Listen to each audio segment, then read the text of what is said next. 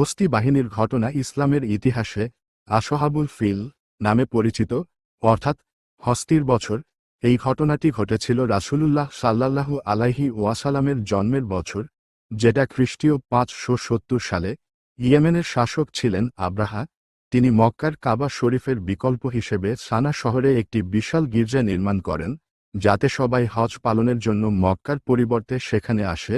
কিন্তু মুসলমানসহ আরবরা কাবার প্রতি অত্যন্ত শ্রদ্ধাশীল ছিল। এতে ক্ষুব্ধ হয়ে আব্রাহা কাবা ধ্বংস করার জন্য বিশাল এক হস্তি বাহিনী নিয়ে মক্কা অভিমুখে রওনা দেন। তার বাহিনীর প্রধান হাতির নাম ছিল মাহমুদ। যখন আব্রাহার বাহিনী মক্কার উপকণ্ঠে পৌঁছায়, তখন কুরাইশরা যুদ্ধ না করে পাহাড়ে আশ্রয় নেয়। আব্রাহা কাবার দিকে অগ্রসর হলে মহান আল্লাহ তাআলা তার কুদরত প্রকাশ করেন। আকাশ থেকে দলবদ্ধভাবে পাখি, আবাবিল, পাঠান, যারা তাদের ঠোঁট ও পায়ে আগুনে পোড়া কঙ্কর নিক্ষেপ করে হস্তি বাহিনীকে ধ্বংস করে দেয়। ফলে পুরো বাহিনী চূর্ণ বিচূর্ণ হয়ে যায়। এই ঘটনা সূরা আল ফিল এ বর্ণিত হয়েছে। এতে বোঝা যায়, আল্লাহ তাআলা তার ঘর তথা কাবা শরীফের হিফাজত নিজেই করেন এবং কারো কুদরতের সামনে তিনি অসহায় নন। এই হল হস্তি বাহিনীর সংক্ষিপ্ত ঘটনা।